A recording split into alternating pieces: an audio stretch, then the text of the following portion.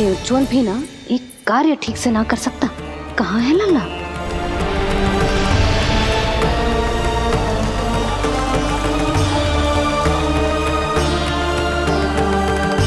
नारायणी नमोस्तुते। प्रार्थना संपन्न हुई। रानी जी, रानी जी कहाँ चली गई?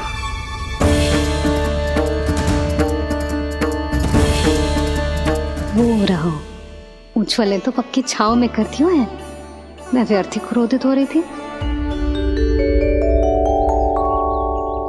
यशोदा, पूजा का संकल्प लेने के पश्चात ऐसे उठकर जानो ठीक ना है।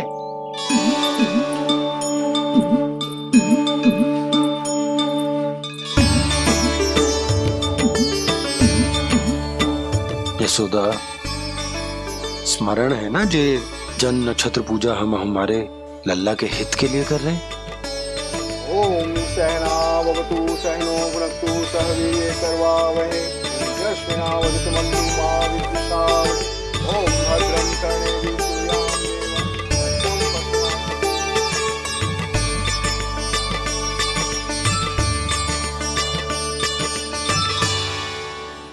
अरे वाह, अब तो मेरा कार्य और भी आसान हो गया। इसी सकट के नीचे कुचल दूंगा इस दुष्ट शिशु को। महाराज कंस को उनके जीवन का सबसे शुभ समाचार दूंगा मैं। मेरी आशा है महाराज कि इस बार भी आपकी आशाओं पे कहीं हिमपात ना हो जाए। उत्कच उत्कच अपना कार्य अवश्य करेगा अस्ति, बल्कि अब तक तो कर भी चुका होगा। बस अब कुछ ही क्षण में शुभ समय।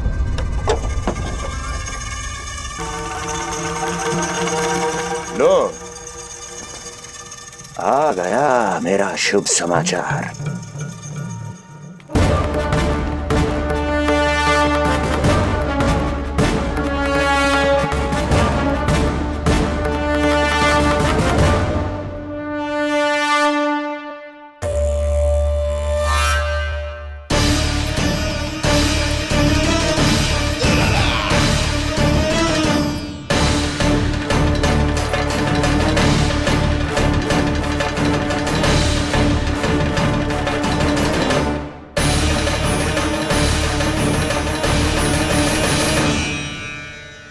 शुभ समाचार की प्रतीक्षा कर रहे थे आप, पर आया कौन?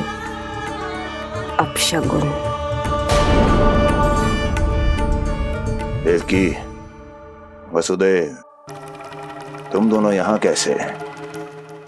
मथुरा नरेश, हम दोनों आपके पास एक विनती लेकर आए।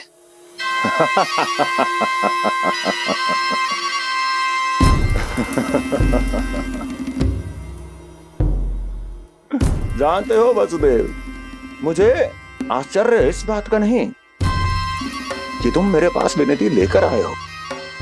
मुझे आश्चर्य इस बात का है कि तुमने ये सोच भी कैसे लिया कि तुम्हारी विनती यहां स्वीकार करी जाएगी। मैं जानती हूं आपके हृदय के किसी कोने में हमारे बचपन की स्मृतियां अभी भी जीवित है। आपको स्मरण है, मैं आपकी वही बहन हूं जिससे आप इतना प्रेम करते थे कि अपना सब कुछ। बस सीधा सीधा बोल, क्या चाहिए तुझे? अधिक कुछ नहीं महाराज, हम दोनों एक बार गर्ग ऋषि के दर्शन करना चाहते हैं।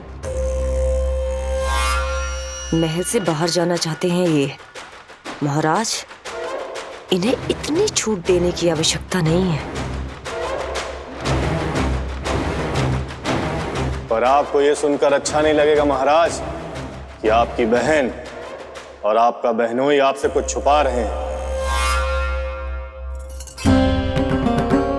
मेरे दुखों का भार मेरे सहन शक्ति से अधिक हो गया था, इसलिए बहुत साहस बटोर कर आई हूं। अपनी छोटी बहन की इस छोटी सी विनती को अस्वीकार मत कीजिए भैया।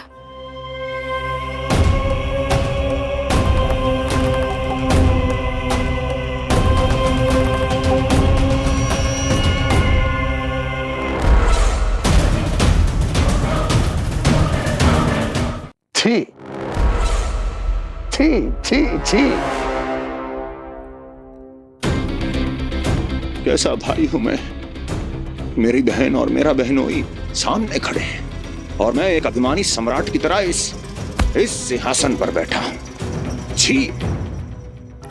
नहीं नहीं, ऐसे हाथ जोड़कर मुझे लज्जित ना करें। अरे हाथ तो मुझे जोड़ने चाहिए आप दोनों के सामने। ए देवकी, क्या तेरा भाई इतना निर्दयी है क्या? अरे तेरी एक छोटी सी इच्छा भी स्वीकार नहीं करूंगा क्या? क्या चाहती है? गर्ग ऋषि के आश्रम जाना है तो जा। कुंवर जी, आप तनिक भी चिंता मत कीजिए। कंस अपने परिवार की इच्छा पूरी नहीं करेगा तो किसकी करेगा? आप बस यात्रा की तैयारी कीजिए। आपकी यात्रा का प्रबंध शीघ्र ही हो जाएगा। धन्यवाद मथुरा नरेश। बहुत बहुत धन्यवाद भैया। ठहरिए।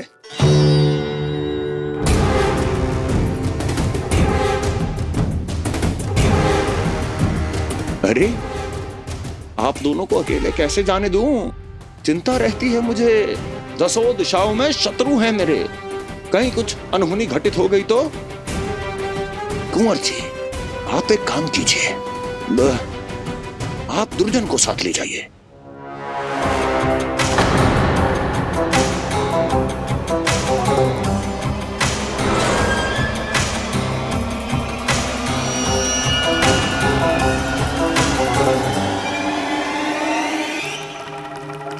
जो आ गया महाराज।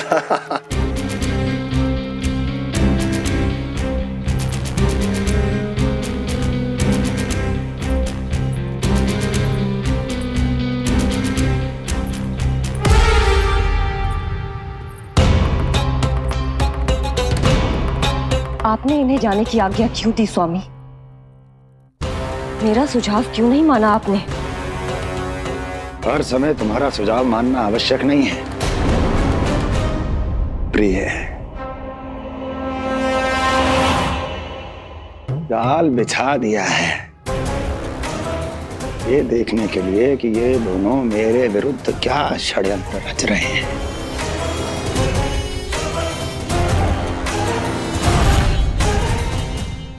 पूतना और सूक्ष्म बुद्धि की तरह मैं तेरे जाल में नहीं फंसूंगा विष्णु अवतार। उन्होंने तेरे सामने आने की भूल की थी, पर मैं तुझे दिखाई नहीं दूंगा। अदृश्य रूप में ही तेरा वध करूंगा।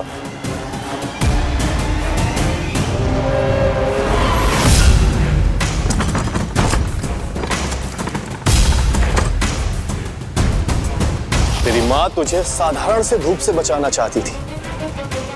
क्या दशा होगी उसकी जब मैं तुझे सकट के नीचे कुचल दूंगा।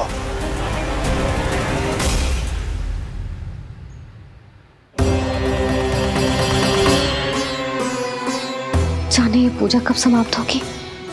कहीं उठ तो ना गया होगा मेरा लल्ला। मुझे उसे देखना है। पर जो पंडित जी है कि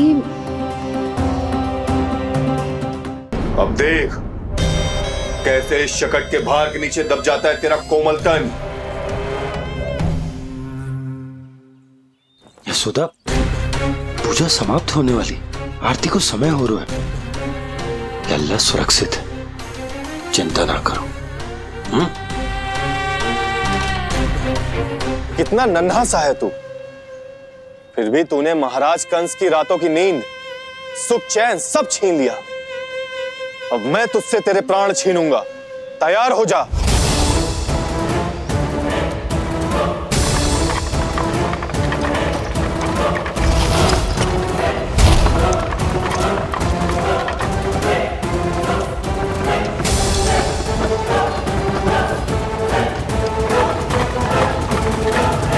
ये क्या हो रहा है?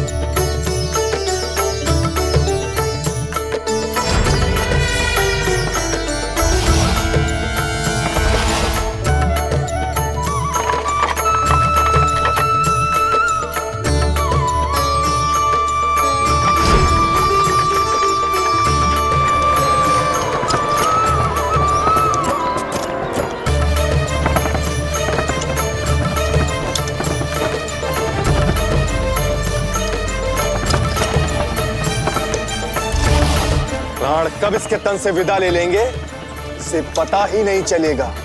ताई जी! जशोदा ताई जी!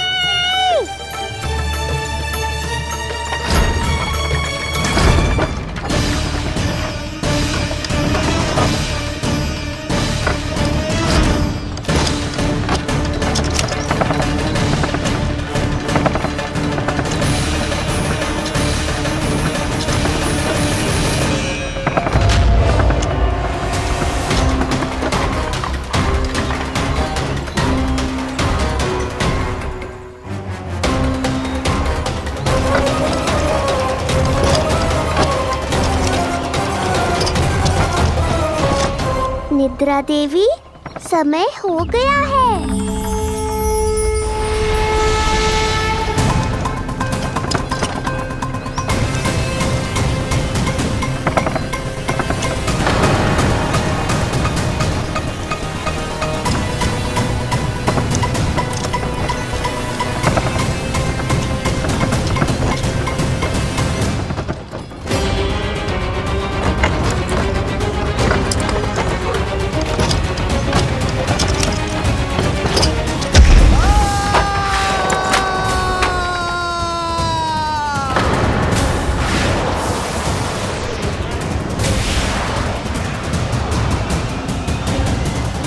बोलो श्री नारायण भगवान की जय।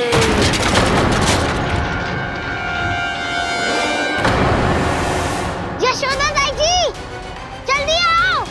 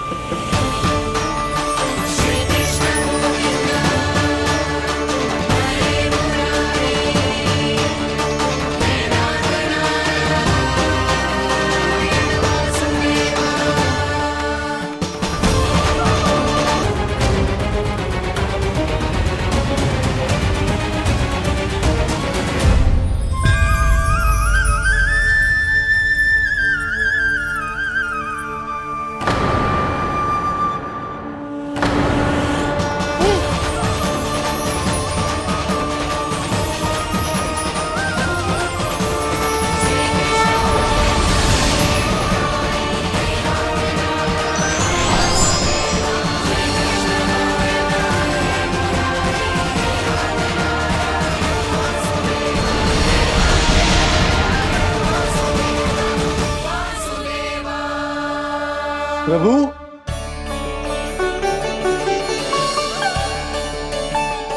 प्रभु, मैंने आपके अवतार को हानि पहुंचाने का प्रयास किया, फिर भी आपने मुझे दर्शन दिया। देने ही पड़े। तुम्हें मेरे चरणों का स्पर्श जो मिल गया, तुम्हें आश्चर्य हो रहा होगा। एक साधारण से स्पर्श से तुम्हें वो मिला जो बड़े से बड़े ऋषियों को भी कठिन से कठिन तपस्या के बाद भी नहीं मिलता। इसका उत्तर तुम्हारे अतीत में छुपा है। दैत्य हिरण्याक्ष के पुत्र के रूप में तुम्हारा जन्म हुआ था। शीघ्र ही तुम बहुत अधिक विशाल और असीम बलशाली हो गए थे, पर तुम अपनी शक्ति का प्रयोग अनुचित ढंग से करते थे। एक दिन तुमने महर्षि लोमस के आश्रम में बहुत ही उत्पात मचाया, हरे भरे वृक्षों को नष्ट कर दिया।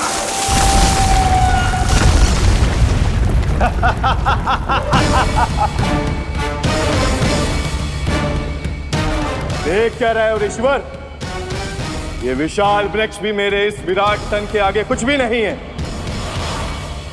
जिसे स्वयं अर्जित तक नहीं किया, उस तन पर इतना अभिमान। तो सुन ले, जिनसे तेरा तन बना है उन्हीं पंच तत्वों में इसी क्षण ये विलीन हो जाएगा। ये मेरा श्राप है तुझे, मेरा श्राप है तुझे।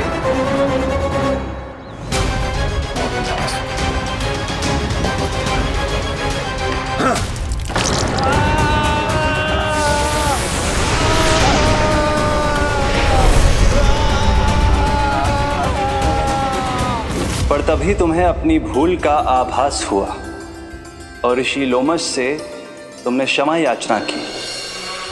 क्षमा करे ऋषिवर, क्षमा कर, मैं मूर्ख, अभिमानी हूँ, अज्ञानी हूँ, परंतु आप तो दया के सागर है। कृपा करे ऋषिवर, कृपा करे। बिना तन के मैं कैसे जीवित रह पाऊंगा? तुम जीवित भी रहोगे और अपने दैनिक कार्यों का संचालन भी कर पाओगे, किंतु सजीव प्राणियों या निर्जीव वस्तुओं की सहायता से। ऐसा जीवन तो मृत्यु के समान है ऋषिवर। इससे अच्छा है आप मुझे जीवन से मुक्ति दे दो। मुक्ति भी अवश्य मिलेगी तुम्हें, पर जब तुम परम प्रभु श्री हरि नारायण के चरणों का स्पर्श करोगे, चरणों का स्पर्श करोगे। और यही नहीं शक्तासुर, कल जब तुम मुझे खोज नहीं पा रहे थे तब भी तुमने हार नहीं मानी। 7 प्रहर तक 7 बार मेरी और मेरे गोकुल की परिक्रमा की। इस क्रम में तुमने अनजाने में ही अपना पश्चाताप पूरा किया और पुण्य अर्जित कर लिया। इसलिए मैं तुम्हें मोक्ष प्रदान करता हूं। इसलिए मैं तुम्हें मोक्ष प्रदान करता हूं।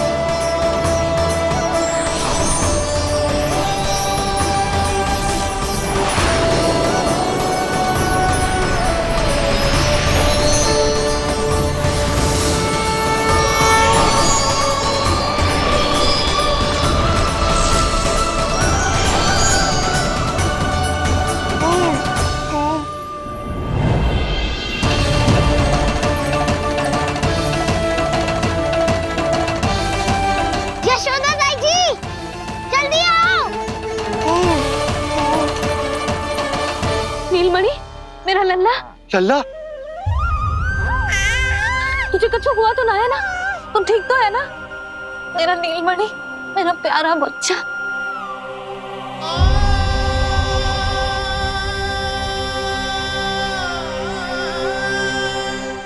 भोला, बंसी, ये सब क्या है?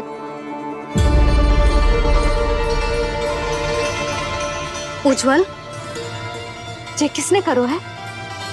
और देख, कहानी मत सुनाइयो। उज्जवल पुत्र, कैसे हुआ ये सब? किसने किया? और किसने? महाबली नीलमणि ने बड़ी ताई जी।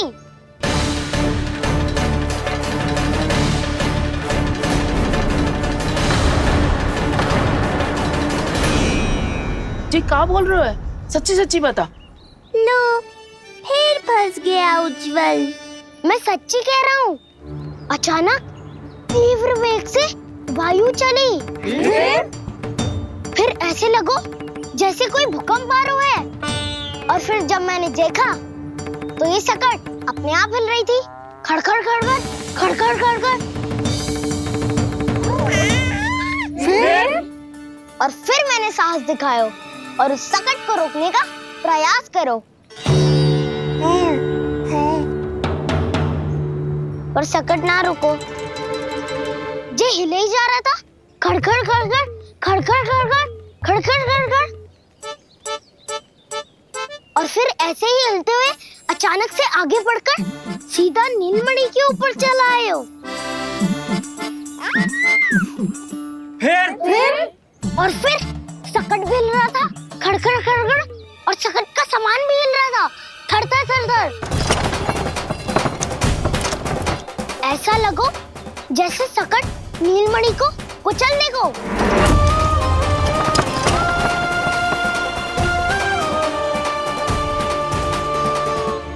पर तभी जे जाग गए हो। इसने खींचकर अपने पांव का प्रहार करो और चीख गया सकट आकाश पे।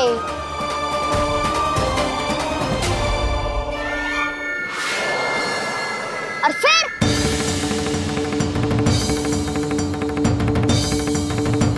धड़ाम, सब भूमि पे गिरकर चकनाचूर।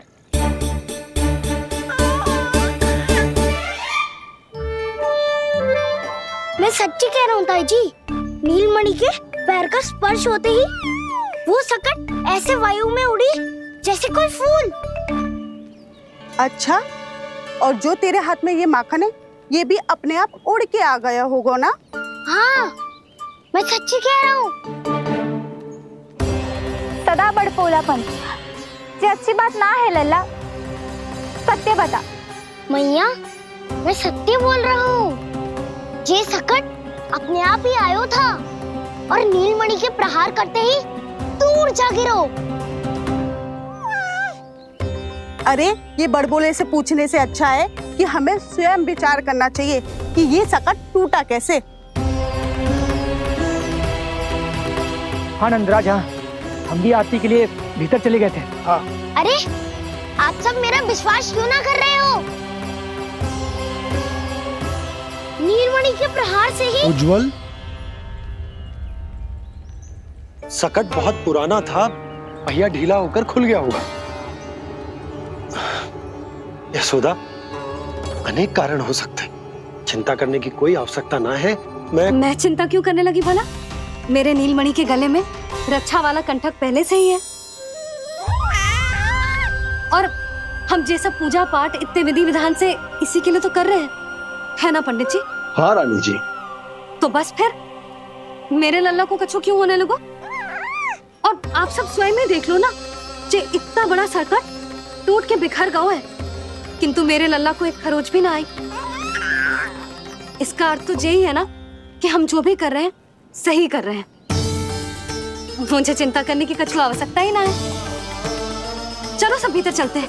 हाँ हाँ, लल्ला को भूख भी लगी आई होगी। चल।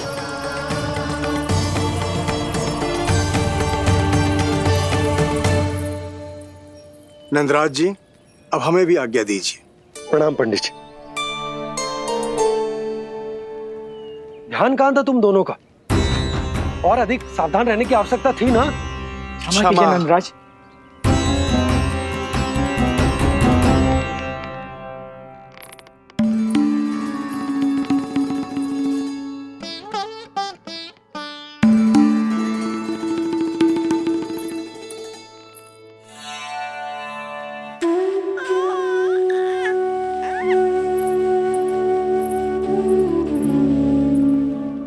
यशोदा, क्या हुआ?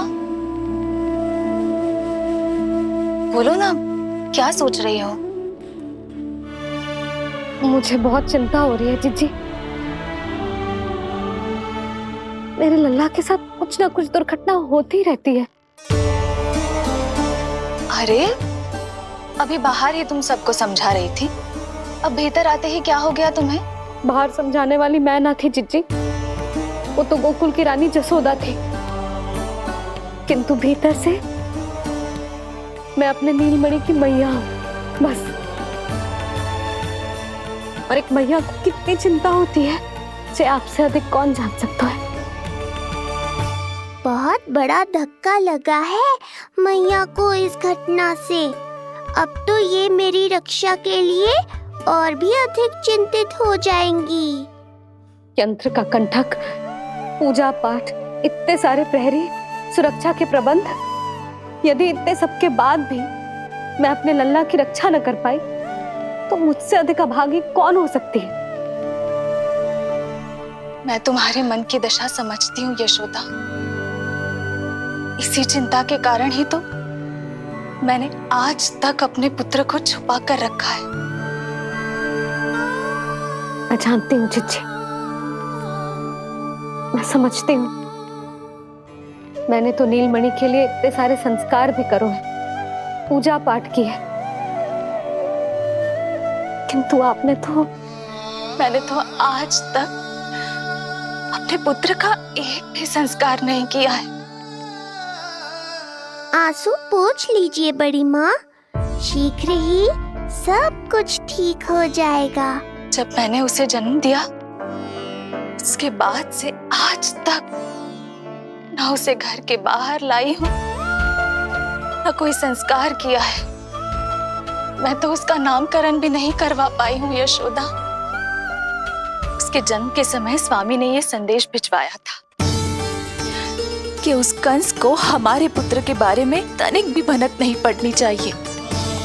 तब से आज तक भय के छाव में जीती आई हूँ कि वो कंस कहीं हमारे पुत्र को भी ना मार दे, जैसे देवकी के सारे संतानों को मार दिया है।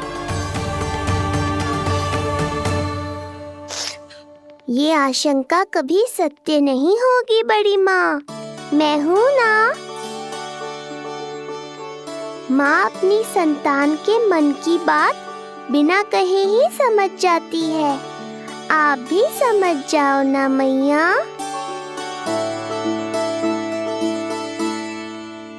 जीजी, हमें रोना ना चाहिए। हमें देख के लल्ला भी रो रहा है। मैया, आपकी सहायता की आवश्यकता है मुझे। मुझे ऐसे क्यों लग रहा है जैसे लल्ला मुझसे कुछ कहना चाह रहा है। दाऊ को हम सबसे दूर कब तक रखेंगे बड़ी माँ? ये सोच रहे होगा कि अब तक आपने इसके दाऊ को छुपा के क्यों रखो है। मैं उनसे मिलना चाहता हूँ मैया। चिच्ची, कितना मन करता होगा ना इसका अपने दाऊ से मिलने का। और आपके लल्ला का भी तो मन करता होगा ना कि अपने छोटे भाई को मिले। कितनी बातें करते हैं हम दोनों की इनके सामने। हाँ यशोदा, मैं भी अपने पुत्र को नीलमणि के बारे में सब कुछ बताती हूँ। तो बस फिर हमें साथ साथ रखिए ना। मेरा आधा हिस्सा है वो, उनके बिना मैं अधूरा हूँ मैया। ये दोनों भाई एक दूसरे के बिना अधूरे हैं जीजी। हमें इन दोनों को साथ ही रखना चाहिए। आप ही सोचो, यदि नीलमणि की रक्षा होगी तो आपका लल्ला भी तो सुरक्षित रहेगा। तुम सच कह रही हो यशोदा। हमें इन दोनों को मिलाना चाहिए और साथ में ही रखना चाहिए, सुरक्षित। तब तो शीघ्र ही पंडित जी को बुलाकर हमें शुभ मुहूर्त निकलवाना चाहिए। शुभ मुहूर्त? हाँ, शुभ मुहूर्त। दोनों भाइयों के मिलन के साथ साथ उनका नामकरण संस्कार भी करवा देते। अब अपने दाऊ से मिलूंगा मैं।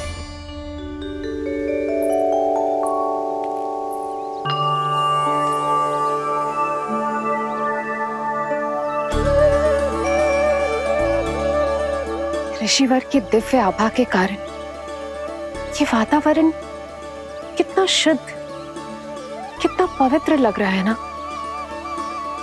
हाँ देवकी, इनका तेज ही ऐसा है कि इनके निकट केवल पवित्रता ही वास कर पाती है। किसी भी प्रकार की दुष्टता इनके पास जाने से पहले ही नष्ट हो जाती है।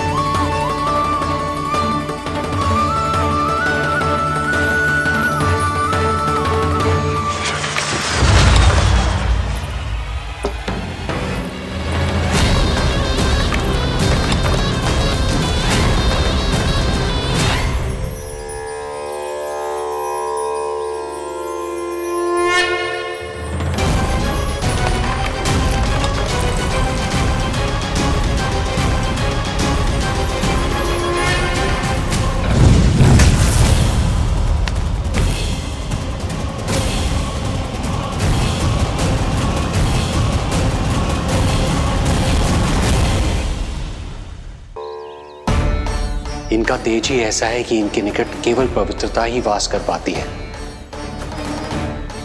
किसी भी प्रकार की दुष्टता इनके पास जाने से पहले ही नष्ट हो जाती है।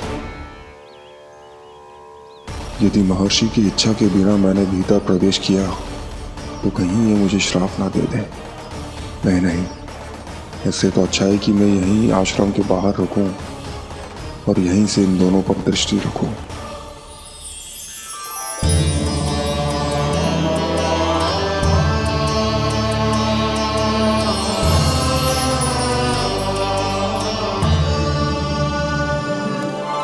आपके आने का आभास हो गया था राजन। गुरुदेव, जो संतानें हमने खो दी है उनका श्राद्ध करवाने की विनती लेकर हम आपके पास आए हैं।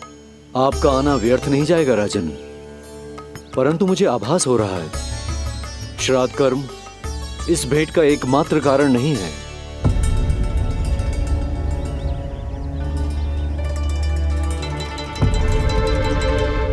आपको उसकी या कंस की चिंता करने की कोई आवश्यकता नहीं है। निश्चिंत होकर बताइए कि आपकी इच्छा क्या है।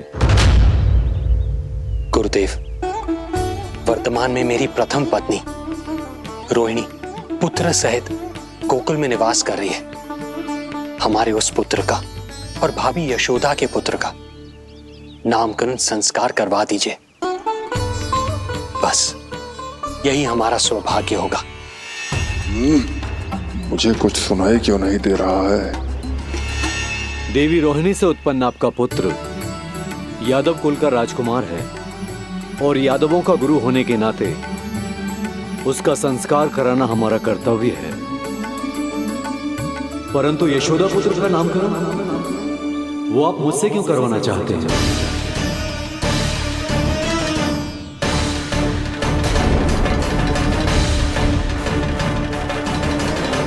गुरुदेव, सत्य ये है कि रुक क्यों गई रानी देवकी? आपके मन में जो कुछ है कहिए। ये कैसी दुविधा में फंस गया मैं।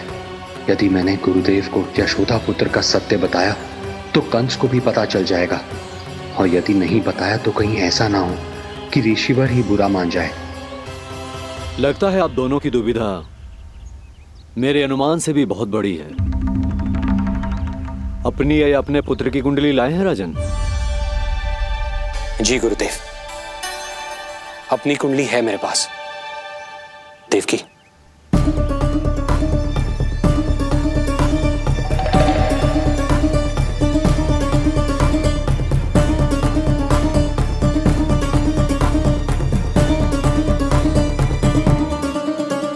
जो रहस्य आप नहीं बता पा रहे हैं राजन, वो ये कुंडली बताएगी।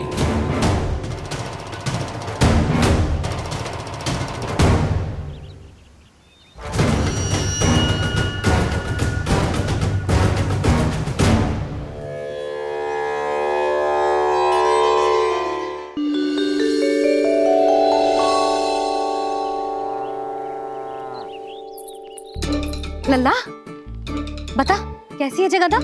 मैया को हो क्या गया है आज? देख, सही सही बताइयो।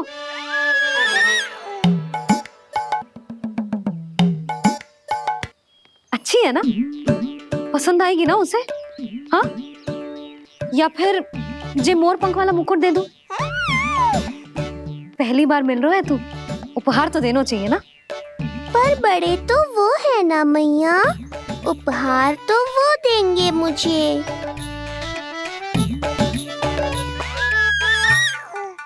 ना ना, मोर पंख वाला मुकुट तो मेरे लल्ला का है ना, जे ना दे सकते। तेरे जैसा कोई कंठक या चांदी वाला कड़ा दे दूं? हाँ? इस मिलन के लिए मुझसे अधिक उतावली तो मैया है।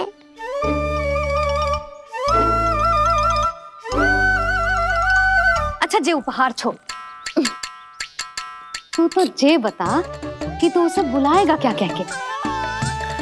अन्य सभी के जैसे बड़े भैया या गांव वालों के जैसे दद्दा बुलाएगो, या फिर बड़े नगरों में जैसे बुलाते हैं ज्येष्ठ भ्राता बुलाएगो,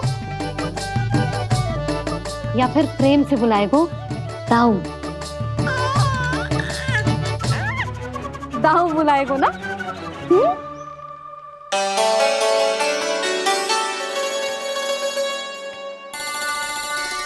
सुनो आपने, हमारे लल्ला ने निर्णय ले लियो, ये अपने भैया को ताऊ कहकर बुलाएगो। अरे वाह, लल्ला ने बोलना भले ही ना सीखो, परंतु तुम्हें बता दियो। और नहीं तो क्या, लल्ला कुछ कहे ना कहे माँ तो समझ जाती है ना लल्ला?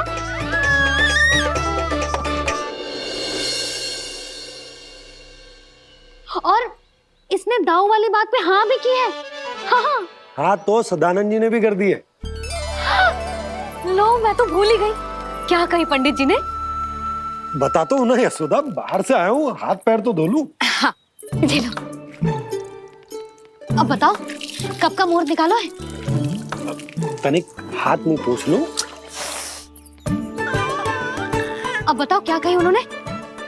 यशोदा थक गए हूँ, तनिक सांस तो लेने दो। हार से आया हूँ, जलना पूछोगी?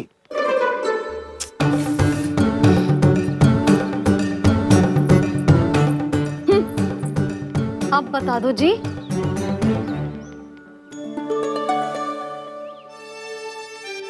बाबा अब बता भी दो, नहीं तो खेल खेल में खेल हो जाएगा।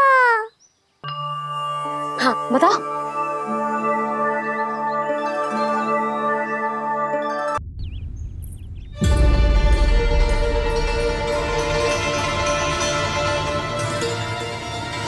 हो क्या रहा है वहां? ये क्या दिया है राजकुमारी ने?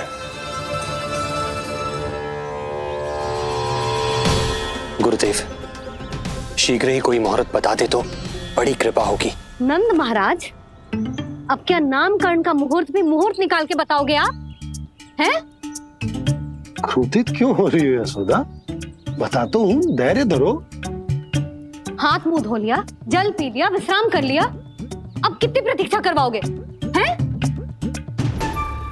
मैं सब समझ रही हूँ, आप जानबूझ के मुझे सताने के लिए ना बता रहे। मैया कितनी भोली है बाबा, आप क्यों सता रहे हो उन्हें? बस बस बस, इतना भावुक होने की आवश्यकता ना है। बता तो, पंडित जी ने बताया है एक बहुत ही शुभ मुहूर्त आने वाले सप्ताह में ये है। और जानती हो जिस शुभ मुहूर्त किस दिन पड़ेगा? जिस दिन हमारा लल्ला पूरे 100 दिन का हो जाएगा। इससे अच्छा मुहूर्त तो हो ही नहीं सकता। धन्यवाद गुरुदेव।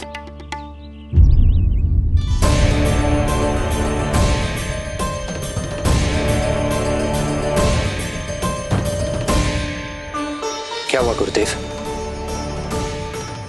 कुछ समस्या है क्या?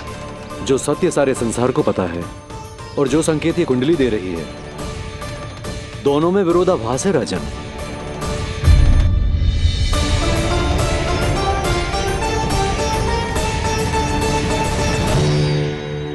मैंने कहा ना राजन, उसकी चिंता करने की आवश्यकता नहीं है।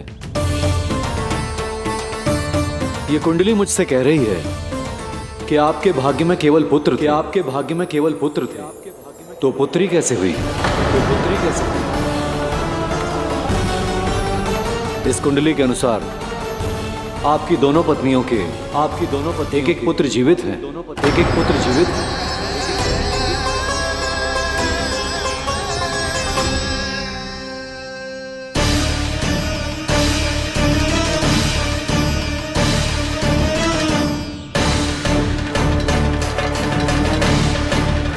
देवकी,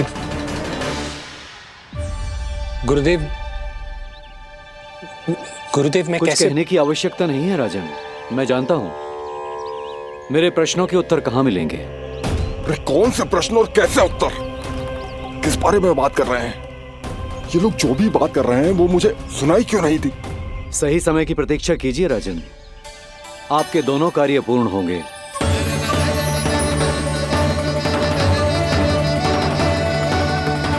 अब आप निश्चिंत होकर जाइए और प्रसन्नता मनाने की तैयारी कीजिए। आपका बहुत बहुत धन्यवाद गुरुदेव। प्रणाम।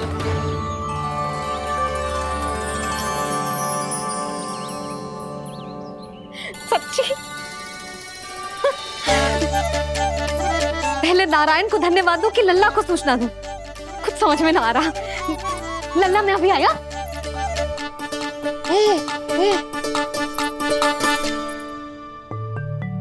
आपका बहुत बहुत धन्यवाद नारायण। अब शीघ्र ही मेरे लल्ला और उसके दाऊ को उनके नाम मिल जाएंगे, वो नाम जिससे वे पूरे संसार में पहचाने जाएंगे। अब लल्ला का बताती हूँ। लल्ला, तू जैसे ही 100 दिवस का हो जाएगा, तेरा और तेरे दाऊ का नामकरण हो जाएगा। हाँ हाँ, किंतु आपने तो बताओ ही ना, हम इन दोनों को मिलवा कब सकते हैं? क्या देख रहे हो, बताओ तो। यशोदा, पंडित जी ने कही कि दोनों भाइयों को मिलवाने के लिए कोई मुहूर्त की आवश्यकता ना है, तो हम चाहें तो इन्हें आज भी मिलवा सकते हैं। लल्ला सुनो तूने, तू आज ही अपने दाऊ से मिल सकता है। मैं अभी सारी तैयारियां करती हूँ। भव्य मिलन होगा गोकुल में, भव्य मिलन। कुंडली के अनुसार इन दोनों के 8 पुत्रों में से 2 जीवित बचे हैं। पहला तो रोहिणी पुत्र है, पर दूसरा कौन है? और वो कन्या कौन थी जिसे कंस ने मारा था? वासुदेव की कुंडली में अभी तक पुत्री योग बना ही नहीं है।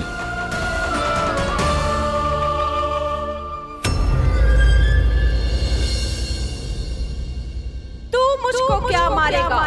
अपनी आयु संभाल। काल तेरा अवतरित रूप है उसका।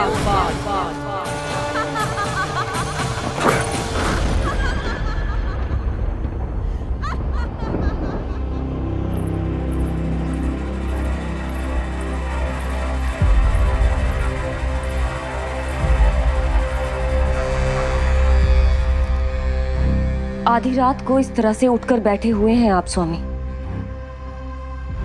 मैं ये तो नहीं जानती कि किस बुरे स्वप्न ने आपकी नींद छीन ली है, परंतु इतना अवश्य जानती हूं कि जो सूचना ये गुप्तचर लेकर आया है, इसे सुनकर आप रात भर सो नहीं पाएंगे।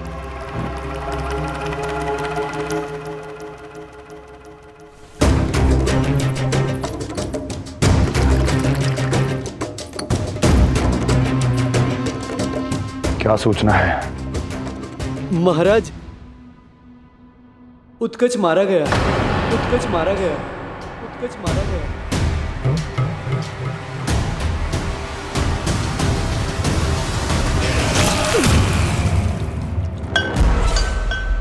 सूद वूद खो गए हो क्या अपनी? जो दिखता ही नहीं उसे मारा कैसे जा सकता है? इसने स्वयं देखा था महाराज। जिस शकट में समाकर शक्तासुर उस बालक को कुचलने वाला था, आपके शत्रु ने उसी शकट को चकनाचूर कर दिया।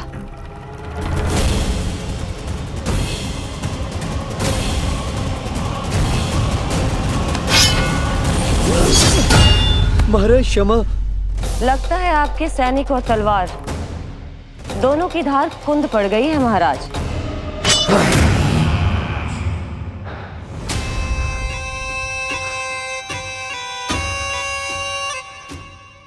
इस तलवार की धार पर अब तभी विश्वास दृढ़ होगा जब ये उस बालक के रक्त से स्नान कर लेगी।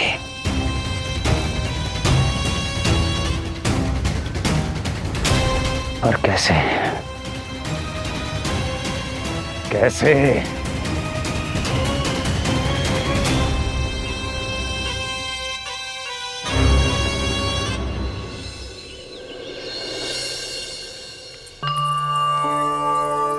कैसी लगी तुझे दाऊ से मिलने की तैयारी? बहुत अच्छी है मैया, पर उससे भी अच्छी है वो प्रसन्नता जो इस मिलन के उत्साह में मुझे आपकी आंखों में दिख रही है।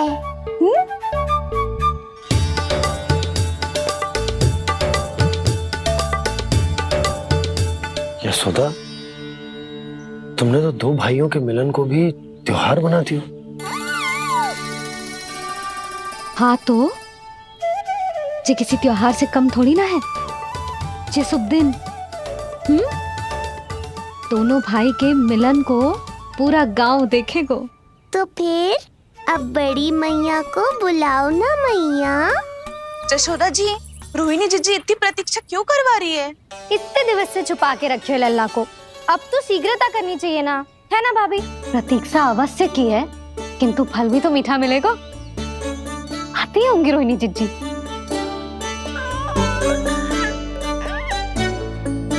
जीजी, कहीं उन्होंने अपना विचार तो ना बदल दियो?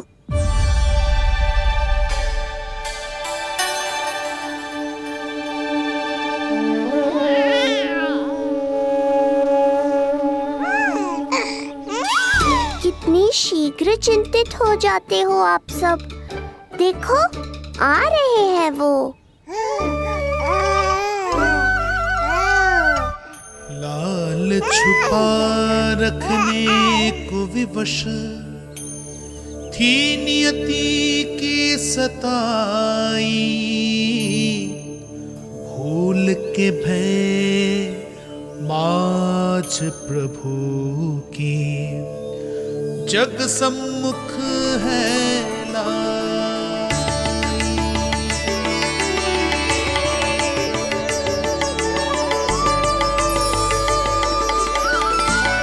देखो तो कितनी मधुर मुस्कान है। और आंखें कैसी गंभीर और गहरी है। अरे अरे, ये तो हमारी नीलमणि की तरह सुंदर भी है। सही कह रही है तू, और कितना प्यारा भी है। और कितना पलसानी भी लग रहा है ये, है ना? तो देखो इसके, हाँ बिल्कुल लाल लाल टमाटर की तरह। देखो तो दाऊ आए नहीं कि ये सब की सब मुझे भूल ही गई। अरे हटो सामने से, मुझे भी तो देखने दो।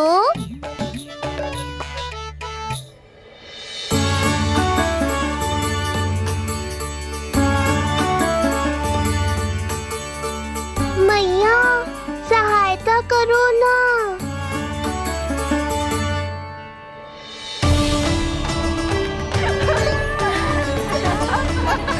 चलो हटो सब, हटो हटो हटो हटो सामने से। चलो दोनों भाइयों को एक दूसरे से मिलने तो दो।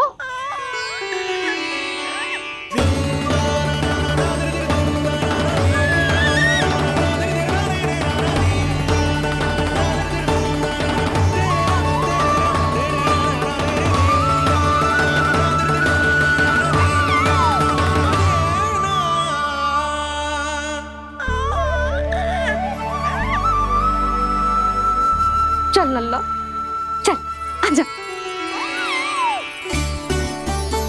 देख लल्ला, आ गए जे तेरे भैया, तेरा दाऊ।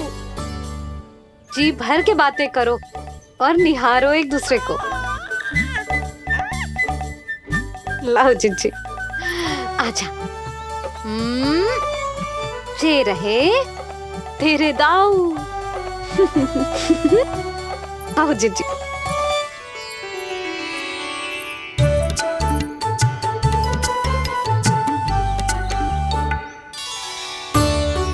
स्वागत है दाऊ।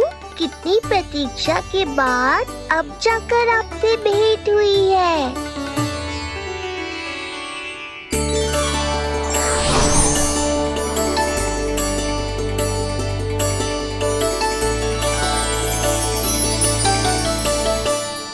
क्या हुआ दाऊ, मुझे पहचान नहीं पा रहे? कितनी देर लगाओगे दाऊ? अब तो पहचान लो, छोटा भाई हूँ आपका।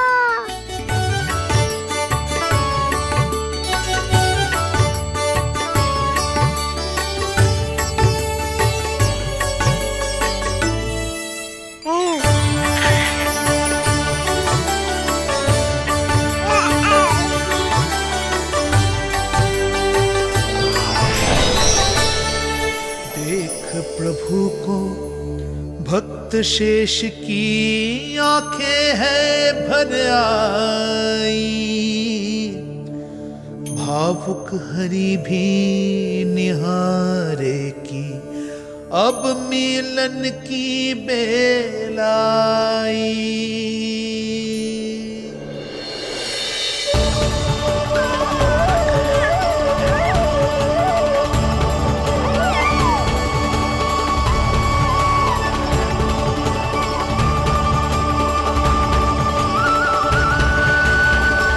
प्रभु, आपके दर्शन पाकर मैं धन्य हो गया। प्रभु नहीं, छोटा भाई पुकारो शेष। ये कैसे संभव है? आप नारायण हैं, मेरे प्रभु। ये जानते हुए भी मैं आपसे बड़ा कैसे बन सकता हूँ? हर दुविधा की तरह इसका भी समाधान है शेष। अब तो हम एक दूसरे से मिल भी चुके हैं।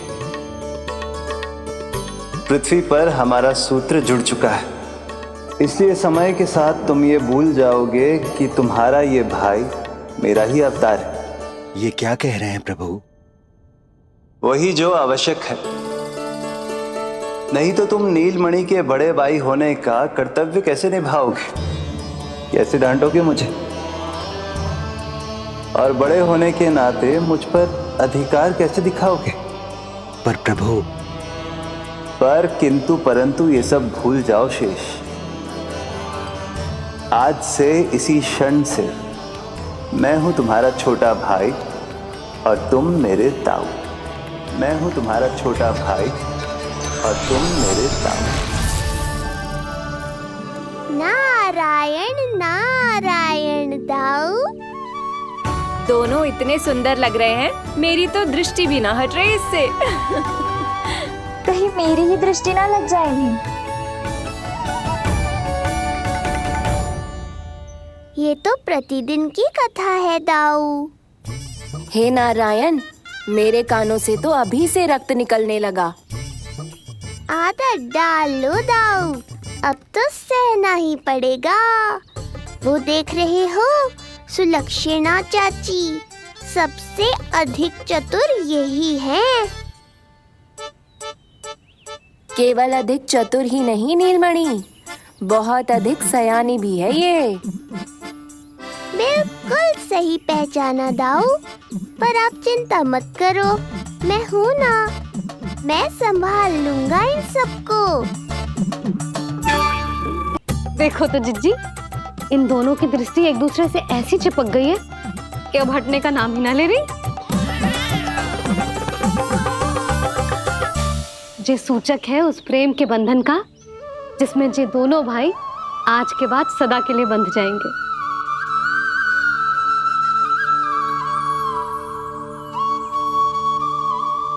मुझसे भूल हो गई यशोदा, मैंने इन दोनों को पहले ही मिलवा देना चाहिए था।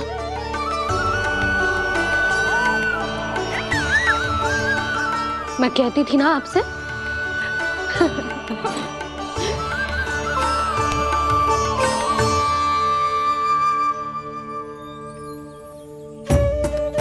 आई मैं।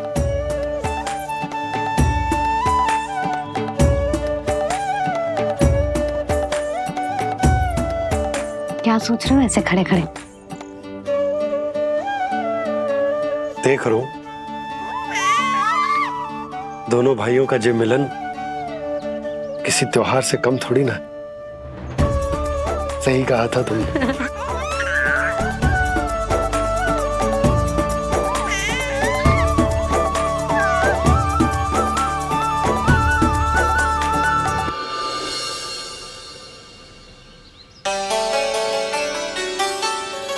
सुना ना तूने जो गोपिया क्या कह रही थी कि नीलमणि का दाऊ कितना बलशाली है? इसका तो यही अर्थ हुआ ना कि नीलमणि अपने दाऊ जितना बलशाली ना है। अब समझा मैया कि आज मुझसे इतना व्यायाम क्यों करवाया जा रहा है। पर मुझे पता है मेरा नीलमणि सबसे अधिक बलशाली है। हाँ। उज्जवल ने कही थी ना, नीलमणि ने यूं उड़ा दिया था काले कौवे को मथुरा की ओर। और उज्जवल ने तो ये भी कही थी कि नीलमणि ने अपने पांव से सकट पे प्रहार भी किया था। कैसे किया था प्रहार? ऐसे किया था। लग गई मैया को। कैसे किया था? फिर से बता कैसे किया था?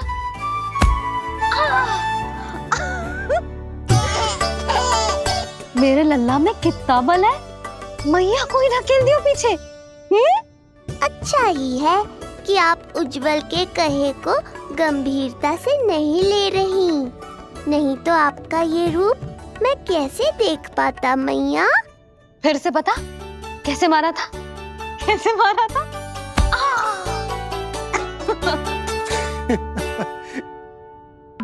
लल्ला तू बड़े के जैसे कब से हंसने लगो?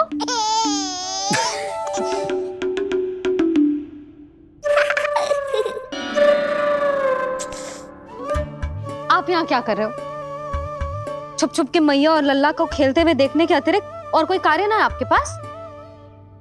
कार्य तो है,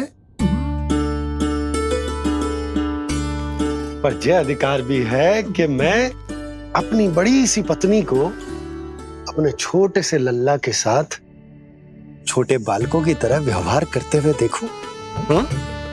अब देख लियो ना, अब जाओ अपना कार्य करो। कार्य तो कर लूंगा, परंतु मेरा पेट मुझसे कह रहा है कि इसे भूख लगी। भूख लग गई? भोजन का समय होगा। अभी लगाती हूँ भोजन।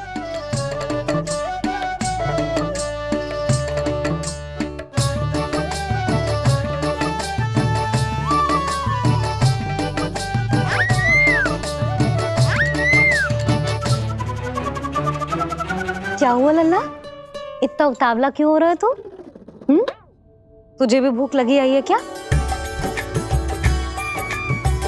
सच्ची में भूख लगी आई है कि मंद मंद मुस्कुरा के मैया को बांधना चाहता है? तनिक रुक जा, तेरे बाबा को भोजन परोस के यूं गई और यूं आई। मेरा अच्छा लल्ला।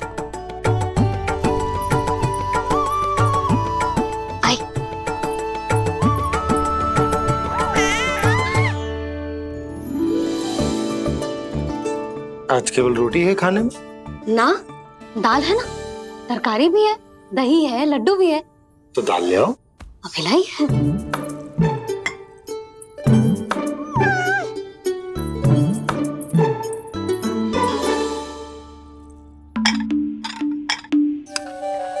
अवश्य भूख ही लगी होगी उसे। यशोदा, दही नहीं दाल। क्षमा करना, भूल हो गई।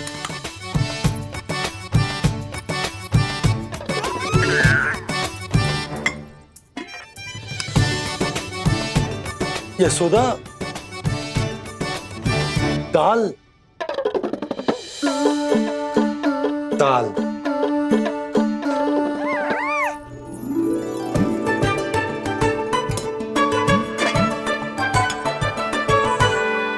अब ऐसे क्या देख रहे हो? बोला ना भूल हो गई। सब मिला के खा लो, पेट में तो मिलना ही है। थोड़े चावल मिलेंगे? हाँ मिलेंगे, अवश्य मिलेंगे।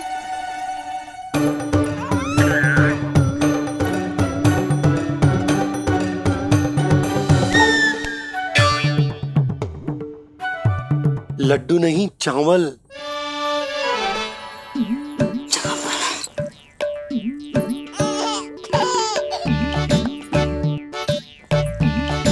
हंस क्या रहे हो जी?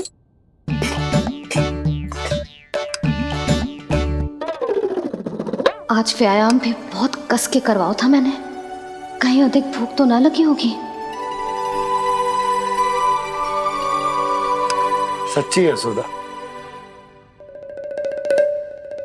बिल्कुल ना बदले तू। पहले रामू की चिंता में व्याकुल रहती थी और अब हम नीलमणि में तुम्हारा मन लगा रहता। हाँ तो लल्ला भूखा हो और मैया का मन व्याकुल भी ना हो, ऐसा हो सकता है भला? फिर तो दूध पिला दो ना उसको। जाऊं? शीघ्र जाओ। किंतु आप तो खा रहे हो ना पतिदेव। वही तो यशोदा, मैं खा रहा हूं, किंतु वो भूखो है। जाओ। ठीक है। यहाँ थे तो लल्ला की भूख के लिए चिंतित थे, अब वहां जाएगी तो पक्का मेरे भोजन के बारे में चिंता करेगी। कहीं आधी भूख में ना उठ जाए तेरे बाबा, उन्हें कुछ और चाहिए होगा तो? सही कहा था बाबा ने, वहाँ मेरी चिंता थी, यहाँ बाबा की चिंता है। सच्ची मैया, अनोखी हो आप। अरे इतने से पेट भर गया तेरा? ना, ये वाली मुस्कुराहट तो मत ही दिखा मुझे। इतनी शीघ्र तेरा पेट भर ही ना सकता। मैया जानती है अपने लल्ला की भूख।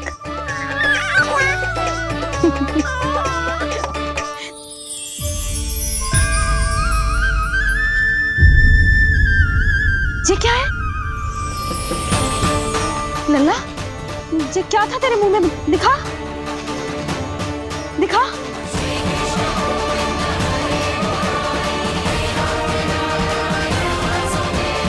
मैया को सब पता है, इतनी जल्दी तेरा पेट भर ही ना सकता।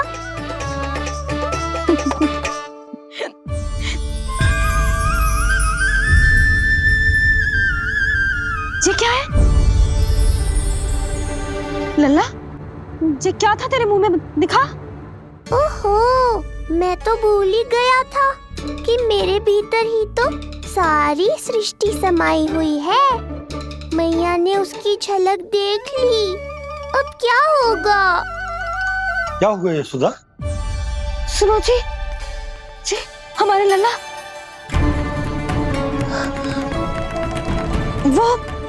वो इसके मुंह में। क्या? भूल जाओ ना मैया, कुछ नहीं था मेरे मुंह में। लल्ला, मुंह खोल के बाबा को दिखा। अरे क्या देख रही है उसके मुंह में? अवश्य मेरा दृष्टि भ्रम होगा, किंतु ऐसा भ्रम। अरे बताओ ना यशोदा, या फिर मुहूर्त शीघ्र ना बताने की बात का प्रतिशोध ले रही हो तुम? ना ना, ऐसी बात ना है। तो फिर बताओ ना क्या बात है? हा? मैंने लल्ला के मुंह में कुछ देखो। क्या देखो? अब फंस गया मैं। मैया बाबा को सब कुछ बता देंगी और राय का पहाड़ बन जाएगा। फिर कैसे संभालूंगा इन दोनों को? ऐसे लगो जैसे जैसे पूरा का पूरा ब्रह्मांड।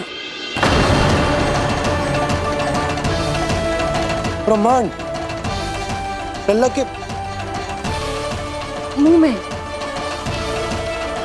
अच्छा, तुम मेरा मुंह देखो।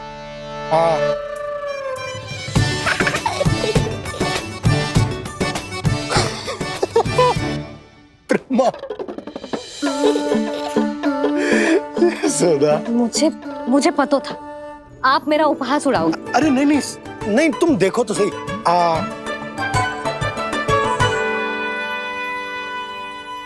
ब्रह्मांड ना सही, गोकुल तो दिखना चाहिए। अरे गोकुल को राजा हूं मैं, है कि ना? है? देखो, अरे देखो। धन्यवाद बाबा, आपने इस बात को गंभीरता से नहीं लिया, इसलिए अब मैया भी नहीं लेंगी। आज तो बचा लिया आपने। आज के बाद ना आपको कुछ बताऊंगी ही ना। आप जाओ, नामकरण उत्सव की तैयारी करो। और हाँ, इस बार भी उत्सव छोटा ही करना है, जो तो मत ही बोलना आप। हाँ। अब इसे कैसे समझाऊं कि हम कोई भी उत्सव बड़ा ना कर सकते? व्यर्थ ही कंस की दृष्टि पड़ जाएगी हम पर।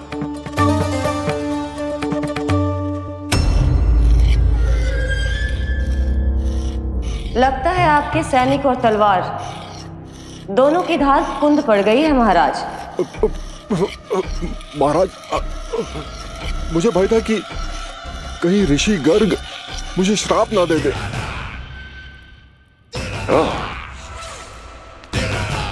उस श्राप से भयभीत हो गए दुर्जन, किंतु कंस तो कोई श्राप नहीं देता, सीधा मृत्यु देता है। ऐसा न करे महाराज, दया करे, दया निदान।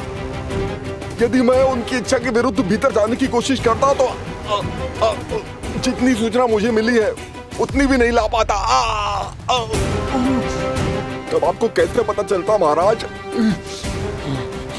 कि आपकी बहन और बहनोई मात्र अपनी मृत संतानों के श्राद्ध के लिए वहां नहीं गए थे?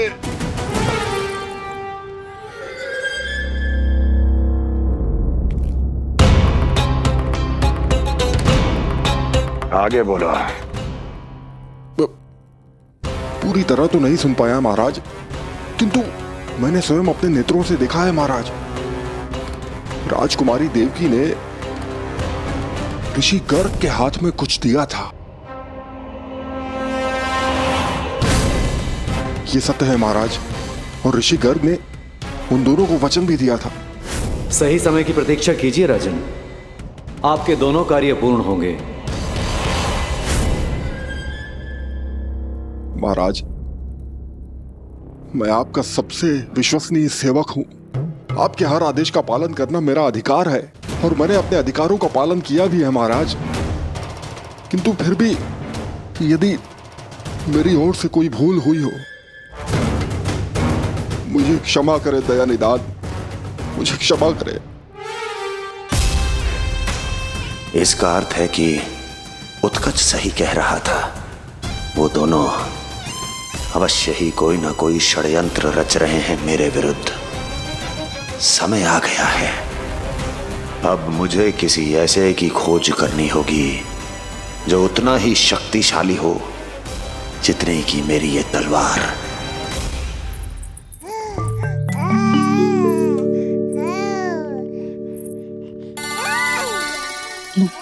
अभी से पुकारने लगो जी, अभी तो आई हूँ रसोई में।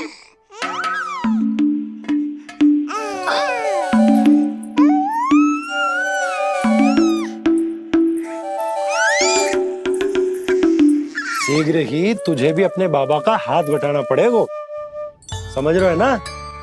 बटाएगा ना हाथ?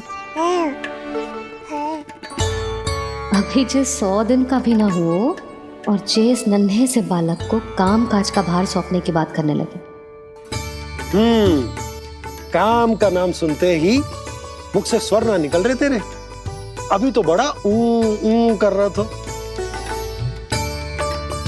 बता, हाथ बटाएगो कि ना? अरे बता ना।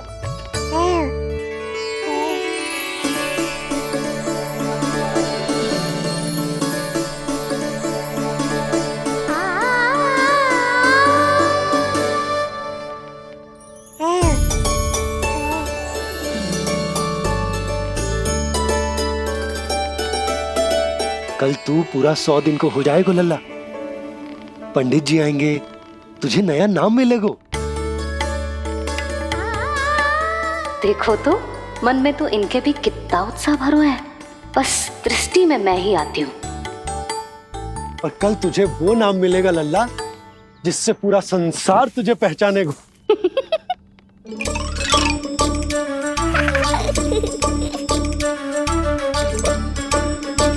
अब लल्ला, कितना कार्य शेष है और तूने मुझे बातों में लगा लियो। मुझे क्यों फंसा रहे हो बाबा? छुपाने की कोई आवश्यकता ना है। जितनी उत्साहित मैं हूँ उतने ही उत्साहित आप भी हो इसके नामकरण को लेके, पता है मुझे। लल्ला के नामकरण पे उसके बाबा उत्साहित ना होंगे? बिल्कुल होंगे, इसीलिए तो कह रही हूँ अपना उत्साह बांटो अपने लल्ला के साथ। मैं अभी आई। अच्छा, ऐसे तो तुम लल्ला को छोड़ के कहीं ना जाती। अभी कहाँ चली? रोहिणी जिज्जी के पास, और कहाँ? लल्ला और उसके दाव के नामकरण की तैयारी करनी है कि ना? कितने लोगों को आमंत्रित करना है, कितने प्रकार की मिठाइयां बनानी है, ढोल वाले को कितने बजे का समय देना है, ये सब सुनिश्चित करना है ना, ताकि जे उत्सव गोकुल का सबसे बड़ा उत्सव हो। अरे सूची देनी है जिज्जी को।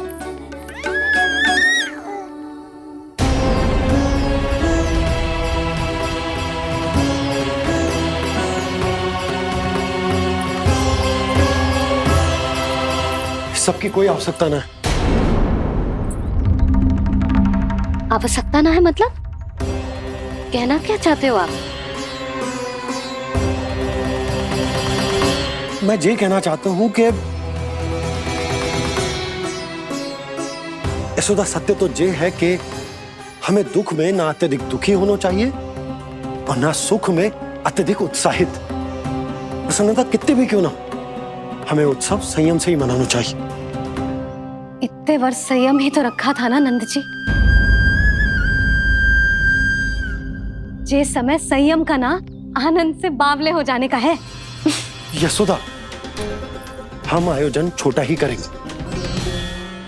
मैं कुछ सोच समझ कर ही तो कह रहा हूँ। पर क्यों? मुझे भी तो समझाओ। हर बात समझाने की ना होती यशोदा। अच्छा, पति पत्नी में भेद हो तो है? ठीक, मैं कोई भेद ना रखूं। जो भी अब तक मैंने तुम्हें ना बताया है वो सब बताऊं। दो बाबा। कंस के बारे में कुछ बता मत देना मैया को। वो मंगला है ना, उसने आज शाम को ही बछड़ा दियो और भात पद का मांस लगभग बीतने को ही है, तो धीरे धीरे शरद ऋतु आ जाएगी, दूध की हानि भी कम हो जाएगी। हाँ? और वो सरजू है ना, उसको बैग जी ने पूरे पखवाड़े का विश्राम के लिए कहा है। क्यों? क्योंकि वो ठाट से गिर गए थे और गिरते समय उसे भीतरी चोट लग गई थी। अरे बस बस बस, ये सब मुझे क्यों बता रहे हो? इसका नामकरण से क्या संबंध? तुम्ही ने तो कही ना कि पति पत्नी के बीच में कोई भेद ना होता। तो मुझे जो भी बात पता है मैं तुम्हें बताऊंगा। कितनी समझदारी से बात बदल देते हो आप, और भोली भाली मैं आपकी बातों में आ जाती हूँ और इस सब में असली बात तो रह ही जाती है। किंतु आज बात मेरे लल्ला की है। उत्सव तो विशाल ही होगा और इस बारे में कछु और ना सुनूंगी मैं। आप लल्ला का ध्यान रखो, मैं जा रही हूँ रोहिणी जीजी के पास। यशोदा,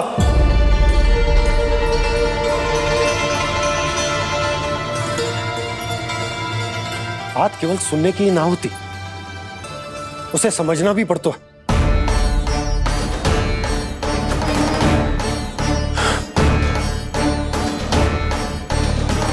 विश्वास है ना मुझ पर? मैं कुछ सोच समझ कर ही कर रहा हूँ ना।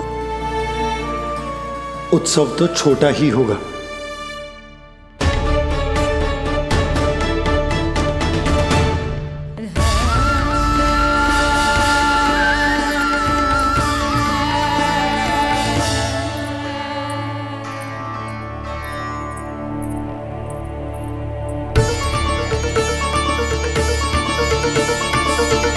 क्षमा करना लल्ला, तेरी मैया को डांटना पड़ गया।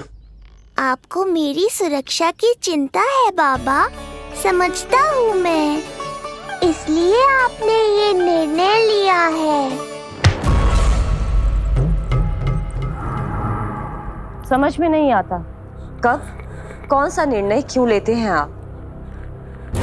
यदि कंस को समझना इतना आसान होता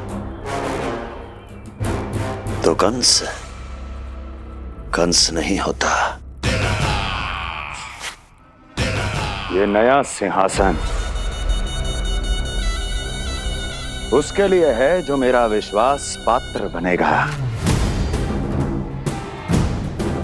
मेरे दाहिने हाथ की तरह मेरे मन के सबसे निकट होगा वो। मंत्री परिषद में विशेष स्थान की प्राप्ति होगी। मेरे बाद पूरे राज्य के लिए उसी का वचन होगा। शासन। किंतु ये अधिकार केवल उसे प्राप्त होगा जो मेरी परीक्षा में उत्तीर्ण होगा। मेरा सबसे महत्वपूर्ण कार्य करेगा वो। इसलिए जाओ, कह दो सभी बाहुबलियों को, महाबलियों को, दैत्यों को, दानवों को, प्रेतों को, पिशाचों को, सभी को ये सूचना दे दो ना ना ना ना, सूचना नहीं, चुनौती दो कि यदि साहस है तो आए, मेरी परीक्षा में उत्तीर्ण हो और इस सिंहासन पर बैठने का अधिकार प्राप्त कर ले। जाओ। और हां, ये अवश्य कहना कि केवल वही आए जिनके हृदय में साहस का ज्वालामुखी धधकता हो, जिनकी तलवारें पर्वतों का सीना चीरने को व्याकुल हो, जिनकी संकल्प शक्ति इतनी दृढ़ हो कि मृत्यु से टक्कर ले लें। कायर नहीं चाहिए मुझे। जाओ।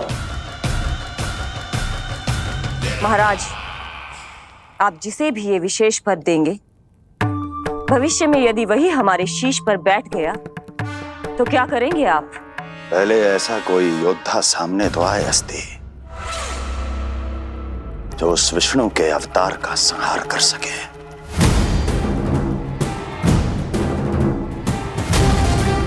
और जहां तक प्रश्न है हमारे शीश पर बैठने का, तो स्मरण रखो अस्ति, कंस को अच्छी तरह आता है ऐसे दुस्साहसियों को बीच दरबार में खड़ा करके अपनी उंगलियों के संकेत पर नृत्य करवाना। ता दीर्घ ता और अपना कार्य सिद्ध होने के बाद उनके तन से उनके शीश को उतारना। कंस को भली भांति आता है।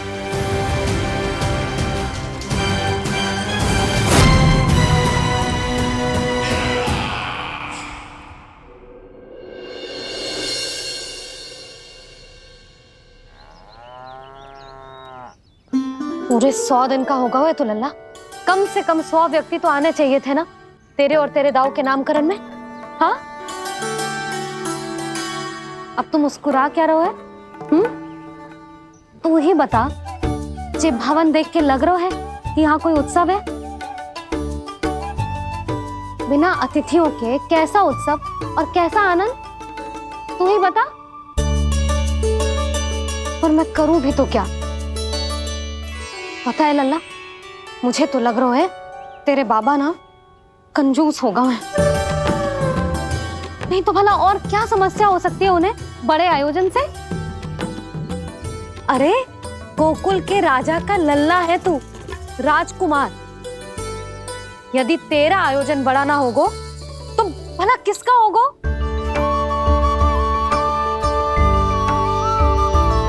मेरी भूल है, मैं भोली हूं, इसीलिए व्यर्थ में तेरे बाबा की बातों में आ गई। मैं भोली हूं ना, व्यर्थ में उनका कहा मान गई। किंतु अब ना मैं कोई मांग रखूंगी, ना मैं उनसे बात करूंगी। और कहे देती हूँ लल्ला, सावधान जो इस बार तू बीच में आया तो। हाँ नहीं तो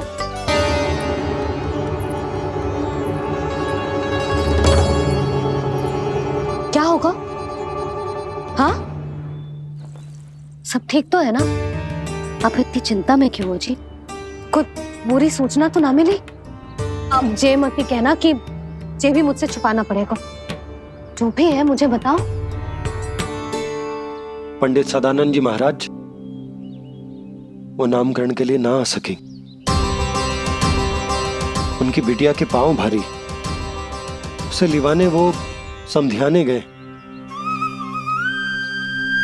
ये तो शुभ समाचार है।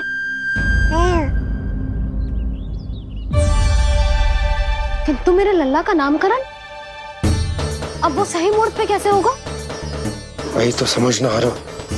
ऐसे मन छोटा करने की आवश्यकता नहीं है मैया बाबा। आप दोनों तो स्वागत की तैयारी करो, आ रहे हैं वो।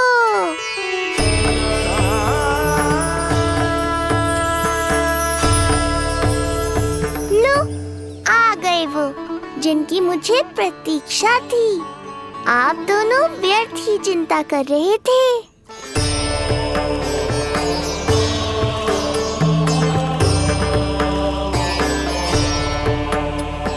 अब कौन करेगा मेरे लल्ला का नामकरण?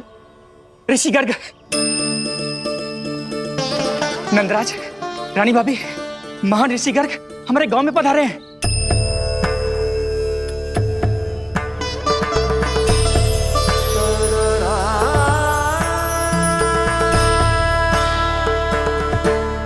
ऋषि गर्ग गोकुल में? हाँ नंदराज, और कह रहे थे उन्हें यादव राज वासुदेव जी ने भेजो है रानी जी के पास। अरे तो तुम लोग खड़े खड़े क्या देख रहे हो? जाओ उनके सत्कार की तैयारी करो। जी यशोदा, उनके स्वागत की तैयारी करो। सुनो जी, वो तो यादवों के कुलगुरु है ना, रोहिणी जीजी के यहाँ आए हैं, हमारे यहाँ आएंगे। आप देखती जाओ मैया, वो सीधे हमारे घर ही आएंगे।